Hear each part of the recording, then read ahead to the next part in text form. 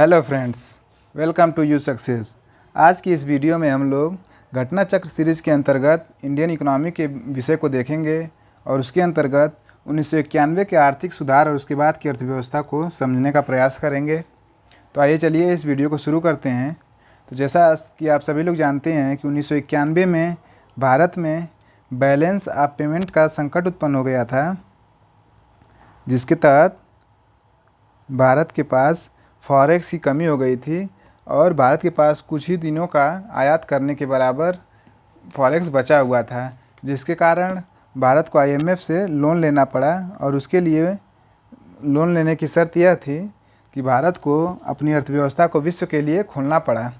और उस समय भारत में पीवी नरसिम्हा राव प्रधानमंत्री और पीएम वित्त मंत्री मनमोहन सिंह थे। इसके अंतर्गत भारत में 3 प्रकार के सुधार किए गए, जिन्हें एलपीजी सुधार के नाम से जाना जाता है।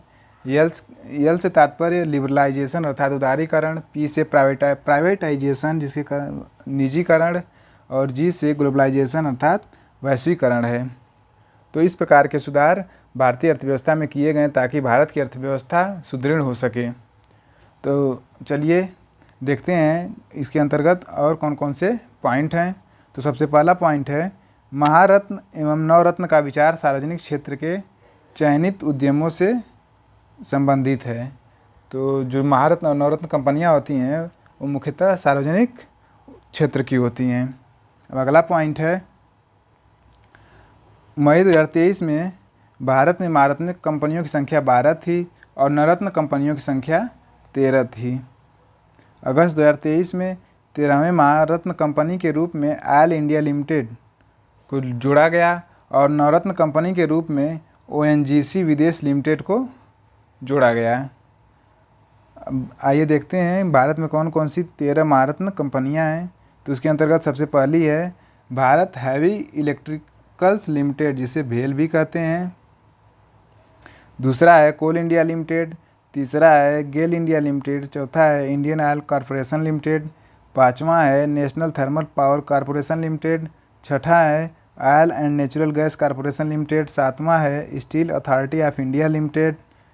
आठवां है भारत पेट्रोलियम कॉरपोरेशन लिमिटेड। नौवां है हिंदुस्तान पेट्रोलियम कॉरपोरेशन लिमिटेड। 10वां है Power Grid Corporation of India Limited. 11वां है पावर फाइनेंस कॉरपोरेशन। 12वां है रूरल इलेक्ट्रिफिकेशन कॉरपोरेशन लिमिटेड। 13वां है ऑयल इंडिया लिमिटेड।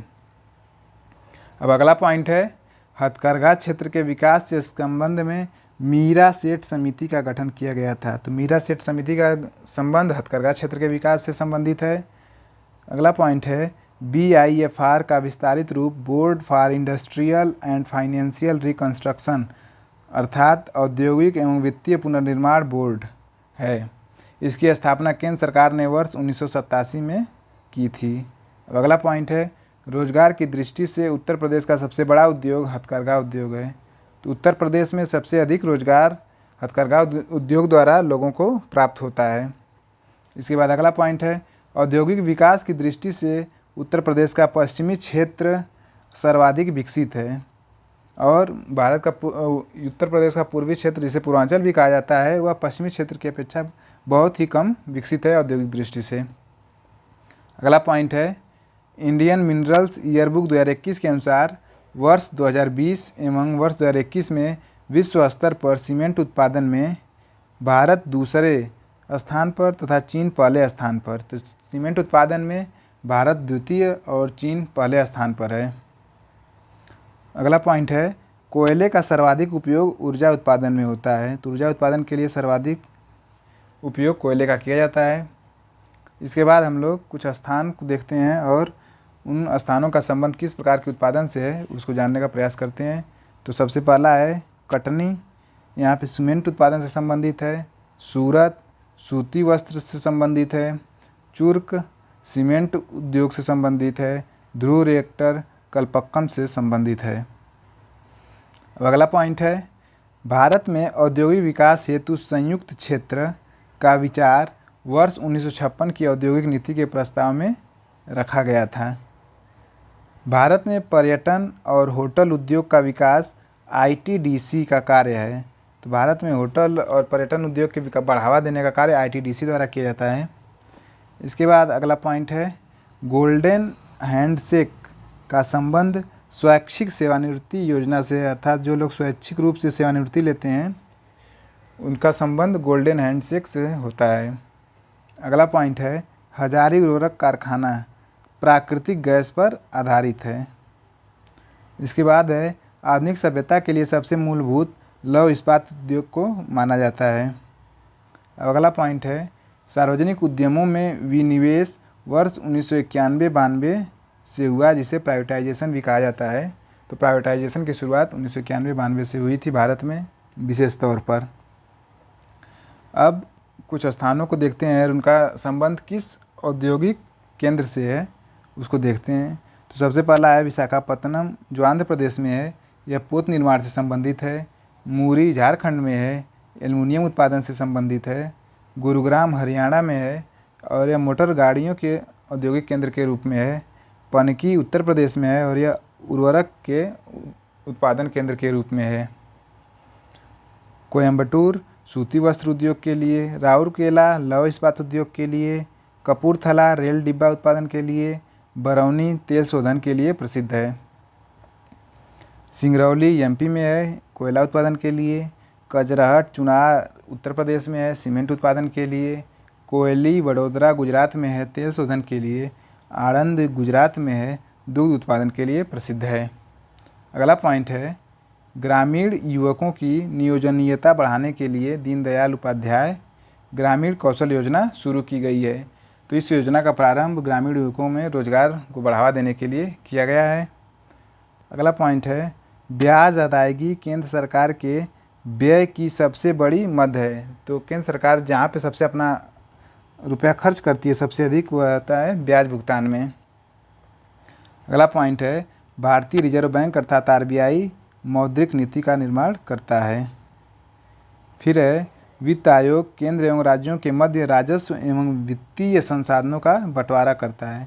तो वित्त आयोग का गठन मुख्य तौर पर केंद्र और राज्यों के बीच वित्तीय और राजस्व संसाधनों का बंटवारा करने के लिए किया जाता है। अगला पॉइंट है आर्थिक समीक्षा वित्त मंत्रालय द्वारा तैयार की जाती है और इसे बजट के पूर्व पेश किया जाता है संसद में। इसके बाद अगला पॉइंट है बजट सरकार की राजकोषीय नीति से संबंधित होता है। बजट में सरकार के खर्चे और उसकी आय का लेखा जोखा होता है। अगला पॉइंट है भारत में व्यय कर लगाने का सुझाव सर्वप्रथम काल्डोर ने दिया था। अगला पॉइंट है पैन कार्ड आयकर विभाग द्वारा जारी किया जाता है, जिस पर व्यक्ति का नाम जन्मतिथि और पैन नंबर अंकित होता है।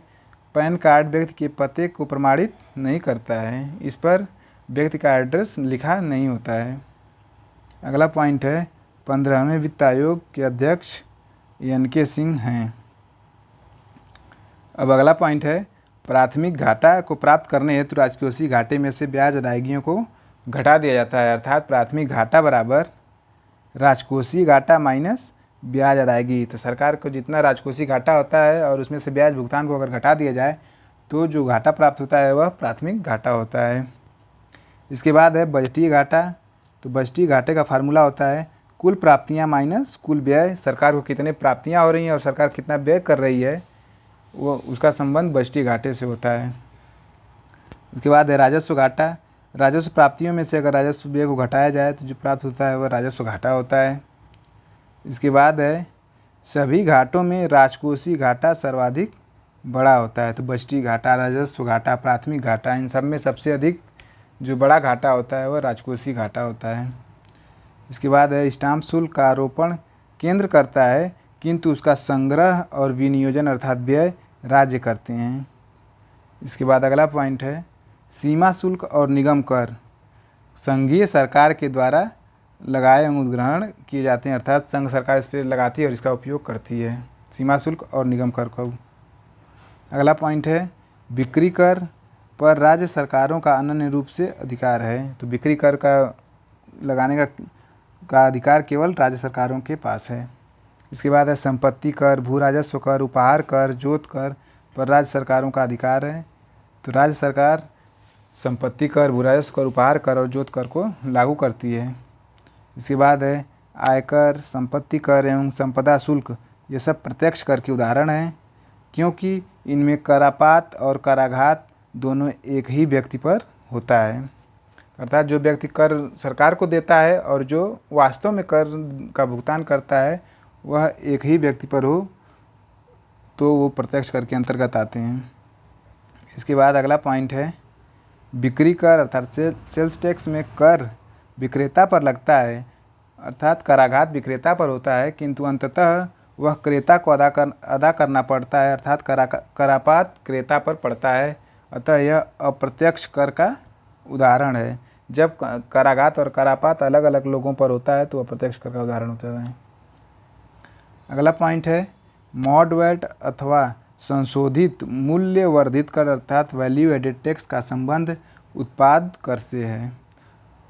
अगला पॉइंट है मूल्य आधारित कर, अर्थात वैट वैल्यू एडेड टैक्स बहुबिंदु लक्ष्य आधारित कर प्रणाली है, अर्थात जहाँ जहाँ पे वस्तुओं में वैल्यू ऐड की जाएगी वहाँ पर यह वैट लागू होता है, जिसके कारण यह कई बिंदुओं पर लागू होता है, जिसके कारण यह बहुबिंदु लक्ष्य आधारित कर प्रणाली हो जाती है। अब अगला पॉइंट है सेवा कर। सेवा कर एक प्रकार का अप्रत्यक्ष कर है। इसे चलैया समिति की संस्तुति पर 1994-95 के वित्तीय वर्ष की अवधि में लागू किया गया था। तो सेवा कर एक प्रकार का अप्रत्यक्ष कर है और इसका संबंध चलैया समिति से है। इसी की संस्तुति पर इसे सब पहली बार लागू किया गया था और इसे सर्वप्रथम 1994-95 के वित्तीय वर्ष में लागू किया गया था। अगला पॉइंट है भारत में सर्वप्रथम वैट अर्थात मूल्य वर्धित कर लगाने वाला राज्य हरियाणा है, जिसने इसे 2003 में लागू किया था। अगला पॉइंट है आयकर व्यक्तिगत आय पर लगने वाला कर है, अर्थात एक व्यक्ति जो कमाई करता है उस पर जो कर लगता है वह आयकर कहलाता है। अगला पॉइंट है उत्तर प्रदेश में बिक्री कर को अर्थात सेल्स टैक्स को व्यापार कर नाम दिया जाता है। इसके बाद है सीमा शुल्क, कस्टम ड्यूटी जिसे कहते हैं, वह केंद्र सरकार द्वारा आयात या निर्यात पर लगाया जाता है।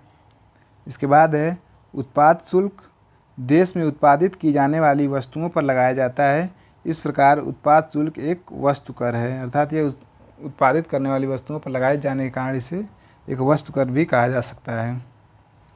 अगला पॉइंट है उत्पाद शुल्क, एक्साइज ड्यूटी, बिक्री कर, सेल्स टैक्स, सीमा शुल्क, कस्टम ड्यूटी, सेवा कर, सर्विस टैक्स आदि अप्रत्यक्ष कर के उदाहरण है। तो अप्रत्यक्ष कर के अंतर्गत उत्पाद शुल्क, बिक्री कर, सीमा शुल्क, सेवा कर इत्यादि आते हैं। अगला पॉइंट है आय कर अर्थात इनकम टैक्स, निगम कर अर्थात कॉर्पोरेट टैक्स एवं संपत्ति कर अर्थात वेल्थ टैक्स, ये सब प्रत्यक्ष कर के उदाहरण हैं। इसके बाद अगला पॉइंट है राजकोषीय उत्तरदायित्व और बजट प्रबंधन अधिनियम, जिसे FRBM एक्ट भी कहा जाता है। यह 6 अगस्त 2003 को अधिनियमित किया गया था, जो 5 जुलाई 2004 से प्रभावी है। इसके बाद अगला पॉइंट है शराब पर उत्पादन कर राज्य सरकारों द्वारा लगाया जाता है। तो शराब पर कर लगाने का अधिकार राज्य सरकारों को है। इसके बाद है ट्रांजैक्शन शुल्क हवाई यात्रा से संबंधित है। अगला पॉइंट है सेनवैट का संबंध केंद्रीय उत्पादन शुल्क से है। इसके बाद अब हम लोग वित्त आयोग और उनके अध्यक्ष को देखते हैं। तो सबसे पहले वित्त आयोग जो था उसके अध्यक्ष थे केसी नियोगी, 9वें वित्त आयोग के अध्यक्ष थे NKP साल्वे, 10वें वित्त आयोग के अध्यक्ष थे KC पंत, 11वें वित्त आयोग के अध्यक्ष थे AM खुसरो, 12वें वित्त आयोग के अध्यक्ष थे सिंह रंगराजन, 13वें वित्त आयोग के अध्यक्ष थे विजय केलकर, 14वें वित्त आयोग के अध्यक्ष थे डॉक्टर YV रेड्डी और 15वें वित्त आयोग के अर्थात वर्तमान में जो वित्त आयोग है उसके अध्यक्ष हैं NK सिंह।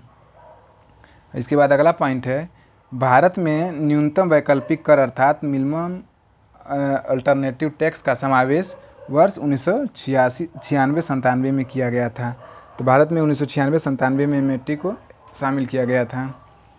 अगला पॉइंट है चलैया समिति का संबंध प्रत्यक्ष एवं अप्रत्यक्ष कर में सुधार से है और चलैया समिति का संबंध सेवा कर से भी है।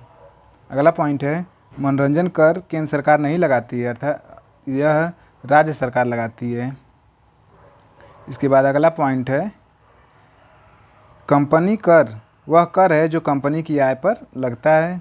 इसके बाद है बुल शब्द तथा बियर शब्द, ये सब शेयर बाजार से जुड़े हुए हैं। अगला पॉइंट है भारत के शेयर बाजार के कार्य को सेबी नियंत्रित करता है। सेबी अर्थात security and exchange board of India. अगला पॉइंट है भारतीय रुपये को मार्च 1994 से चालू खाते में परिवर्तनीय बनाया गया। तो वर्तमान में भारत में चालू खाते में रुपये की पूर्ण परिवर्तनीयता है तथा पूंजी खाते में यह आंशिक रूप से परिवर्तनीय है। अगला पॉइंट है मौद्रिक नीति का निर्माण भारत में आरबीआई करता है। इसके बाद है सरकार ने बीमा व्यवसाय के नियमन के लिए भारतीय बीमा विनियामक एवं विकास प्राधिकरण इरडा का गठन किया है। तो इरडा का गठन किससे है? भारतीय बीमा व्यवसाय के नियमन से संबंधित है। इसके बाद अगला पॉइंट है भारतीय जीवन बीमा निगम अर्थात एलआईसी की स्थापना वर्ष 1956 में हुई थी। तो एलआईसी की स्थापना 1956 में हुई थी। इसके बाद है एस्चुअरीज शब्द बीमा से संबंधित है। तो आज का वीडियो हम लोग यहीं पे समाप्त करते हैं। आशा करता हूँ आप लोगों को ये वीडियो पसंद आया होगा। धन्यवाद।